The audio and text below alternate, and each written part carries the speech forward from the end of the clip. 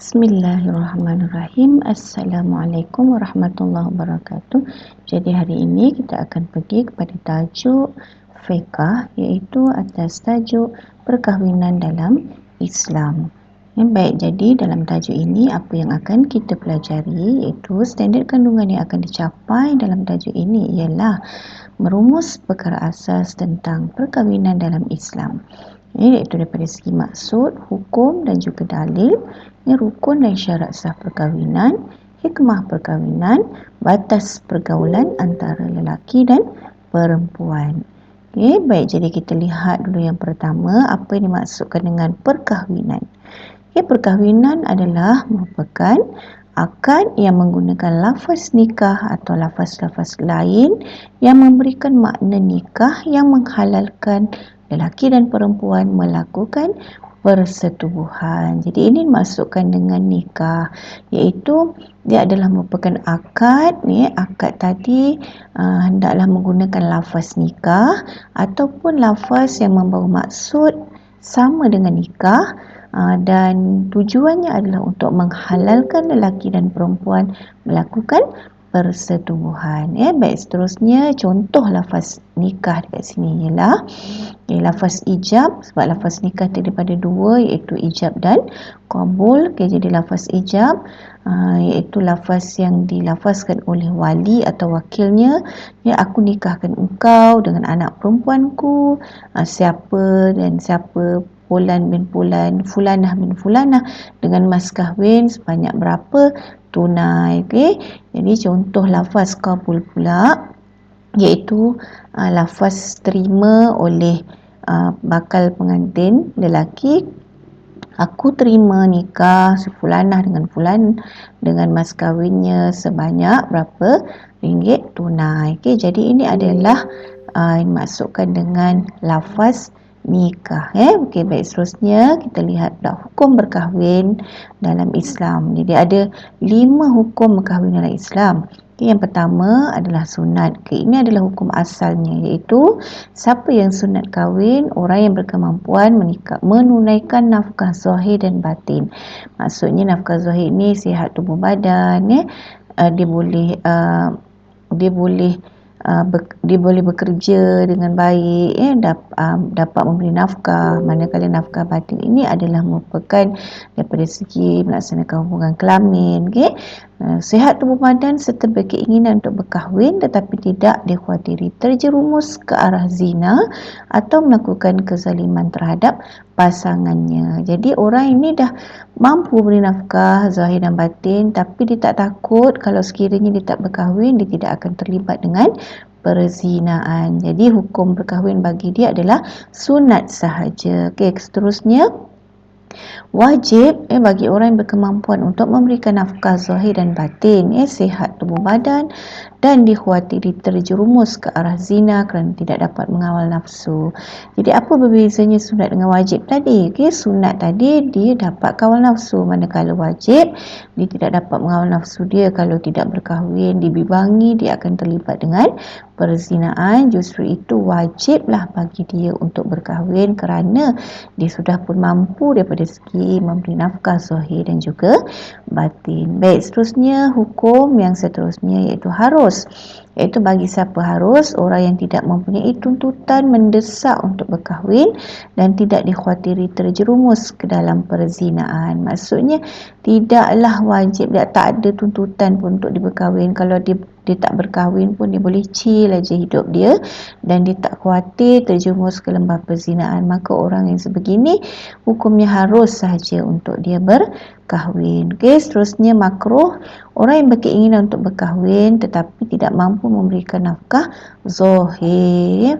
Contohnya nak kahwin tapi tak ada kerja, mengharapkan lagi mak ayah bagi makan pakai dia. Jadi macam mana dia nak tanggung anak orang lain pula kalau dia sendiri pun masih tak mampu. Jadi oleh kerana itu makruh untuk dia berkahwin. Maksudnya bukanlah tidak boleh berkahwin, boleh, tetapi hukumnya adalah makruh kerana dibimbangi akan mendatangkan kesusahan kepada isteri yang akan dikahwini serta anak-anak yang lahir daripada perkahwinan tersebut. Okey, seterusnya hukum haram iaitu bagi orang yang tidak mampu menunaikan nafkah zahir dan batin atau diyakini akan melakukan kezaliman terhadap pasangannya. Jadi orang yang sebegini haram kahwin sebab dibimbangi kalau dia berkahwin dia akan menganiaya pasangannya kerana dahlah dia tidak mampu daripada segi nafkah zahir dan batin nak kahwin pula, dan akhirnya akan menyebabkan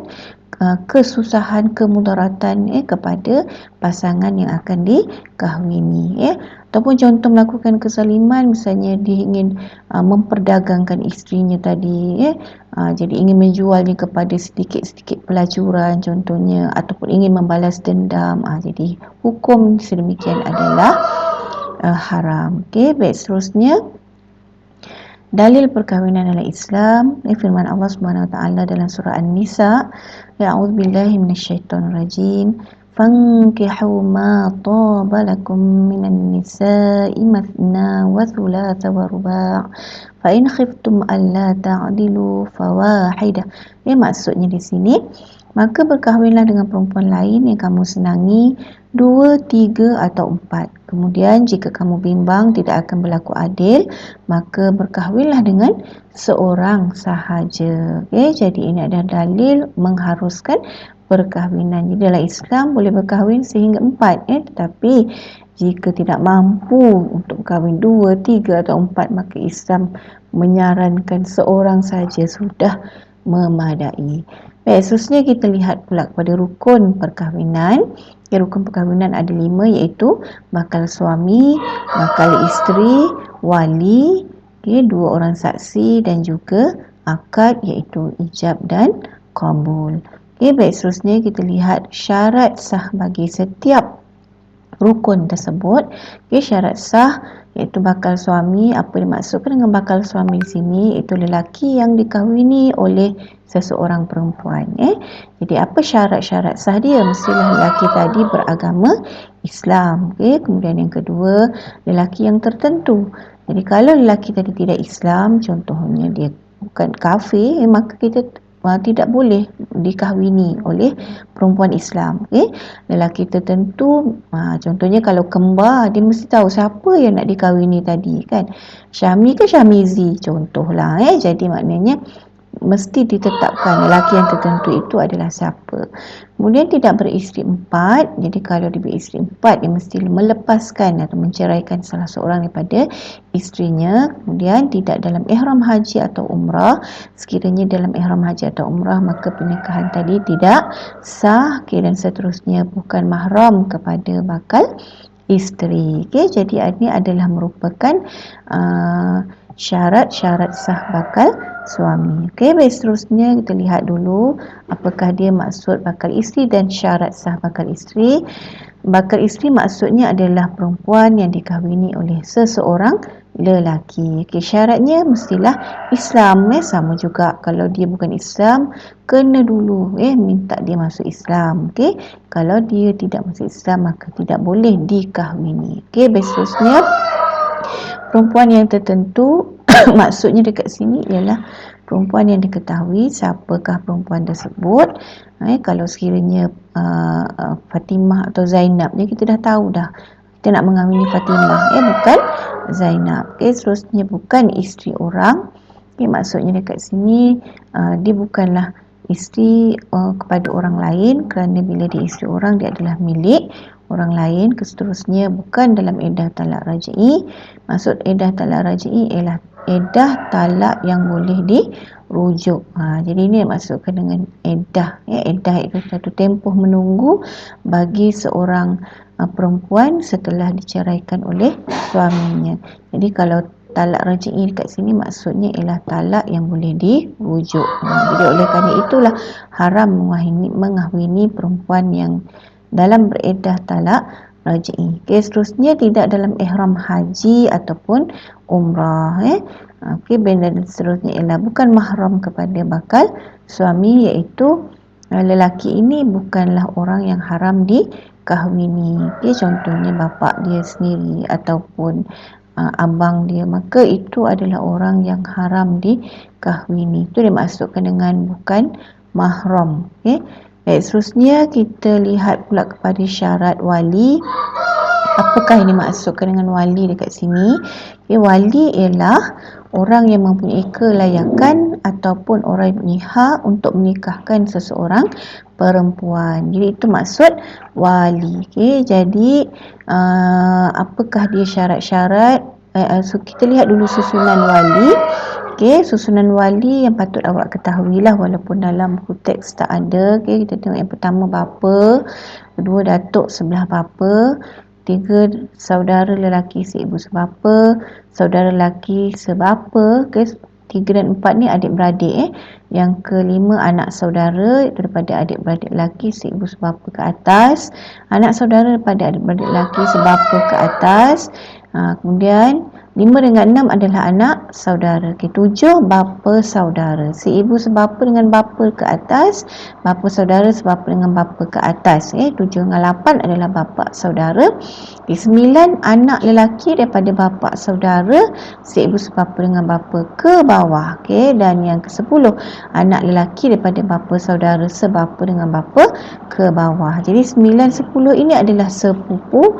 Dan yang terakhir iaitu ke-11 wali hakim. Ini adalah susunan wali.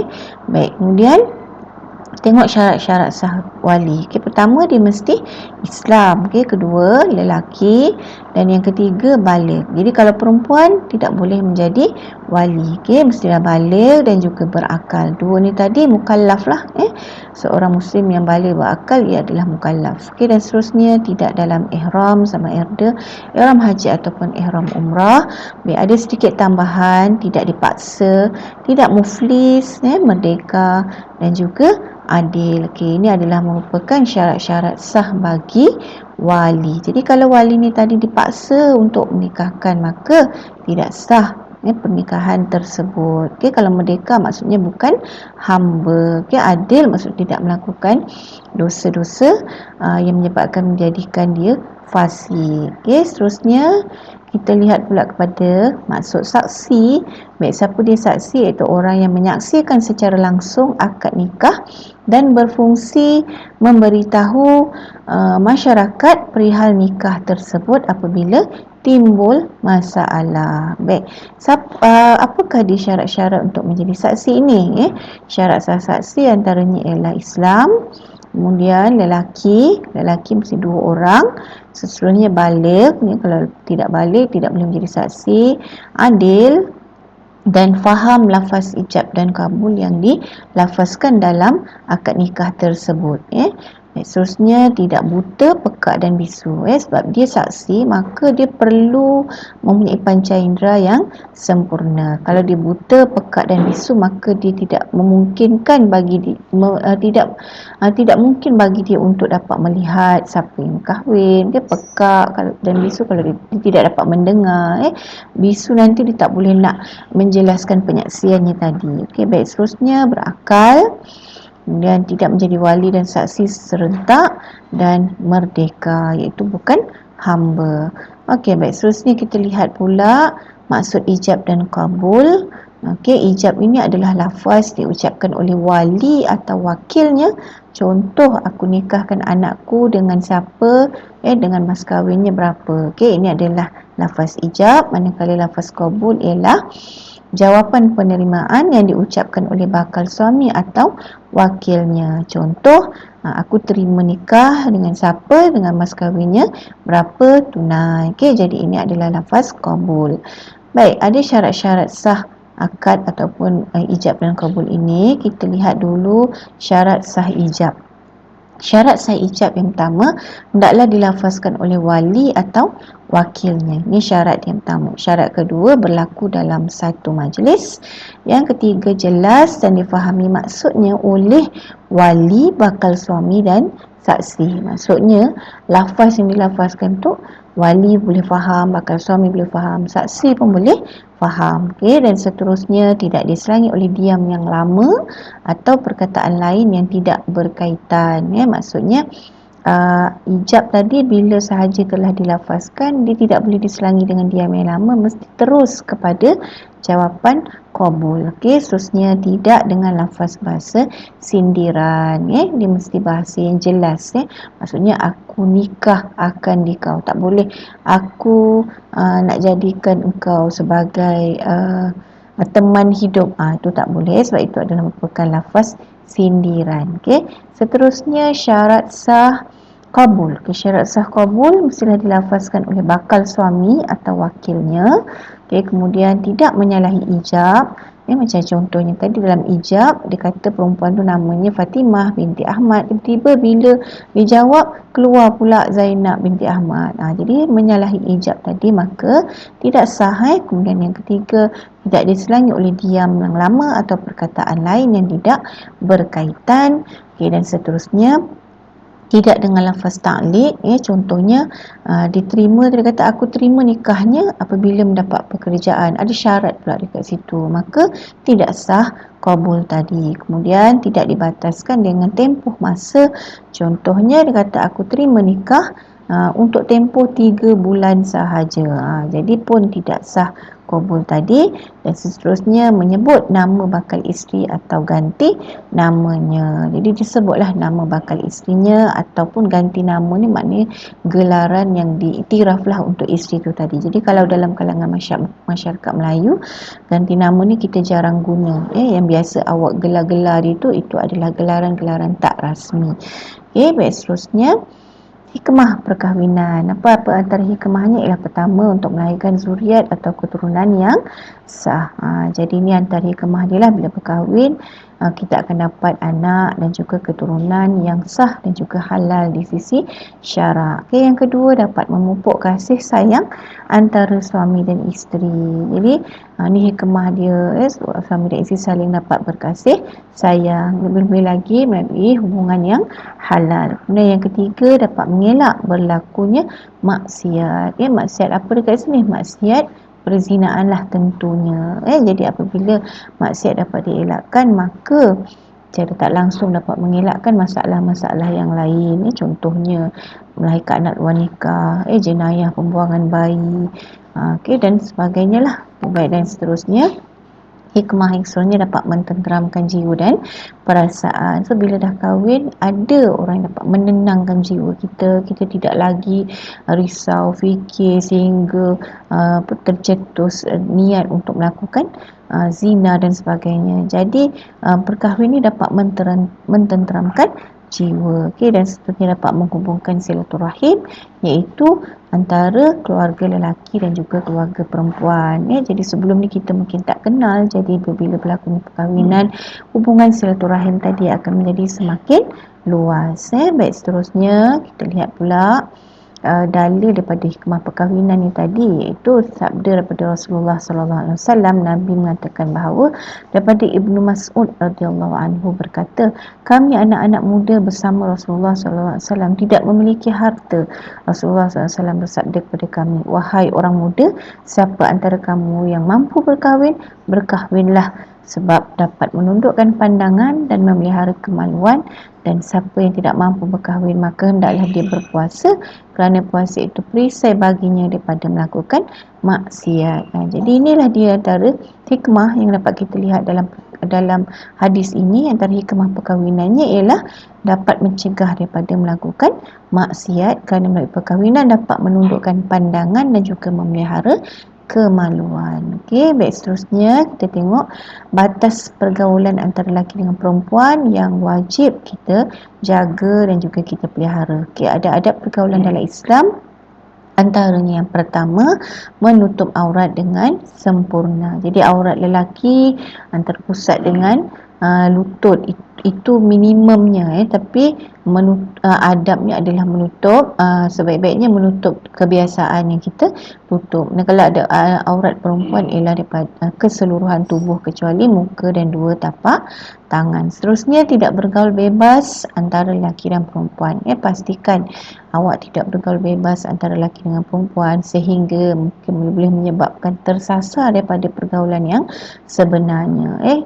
Kita tak dikatakan apa-apa, kita nak bertepuk tampar ke, sentuh dan sebagainya, itu adalah haram dalam Islam. Dan seterusnya, elakkan akan melunakkan suara antara lelaki dan perempuan. Ini perempuan lah, bila bercakap dengan lelaki janganlah dia melunakkan suaranya, kerana dibimbangi akan mendatangkan rasa tidak selesa ataupun akhirnya mencetuskan perkara yang tidak apa yang tidak yang orang kata yang tidak baik dalam kalangan lelaki dan perempuan.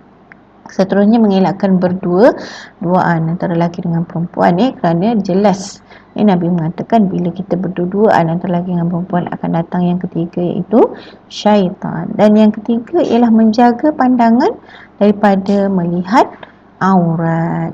Aurat siapa? Maknanya aurat yang diharamkan kita melihatnya lah.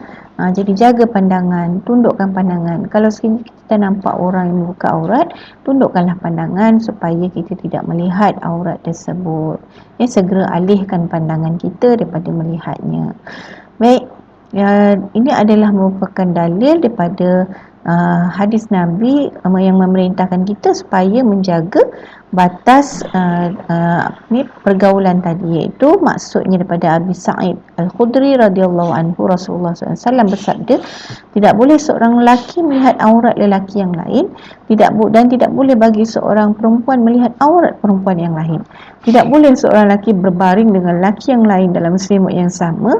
Demikian juga tidak boleh seorang perempuan berbaring dengan perempuan yang lain di bawah selimut yang sama. Dalam hadis ni kalau kita tengok, kalau yang sama jantina pun kita kena jaga batas pergaulan, apatah lagi kalau kita berlainan jantina, dan haram akan menyebabkan haram lagi kita daripada segi pergaulan bebas antara satu sama lain. Jadi oleh kerana itu, sama-samalah kita menjaga batas pergaulan supaya perkara-perkara yang dicegah dalam Islam, perkara yang dilarang dalam Islam ini dapat kita cegah, dapat kita atasi, dan tidak berlaku secara orang kata tidak menjadi barah dalam masyarakat, dan akhirnya menyebabkan berlakunya masalah-masalah sosial dalam kalangan masyarakat Islam. Jadi hanya setakat itu saja untuk hari ini. InsyaAllah kita akan sambung lagi dalam pertemuan akan datang. Diharapkan semua pelajar dapat memahami tajuk ini dengan sebaik-baiknya. InsyaAllah jumpa lagi. Assalamualaikum warahmatullahi wabarakatuh.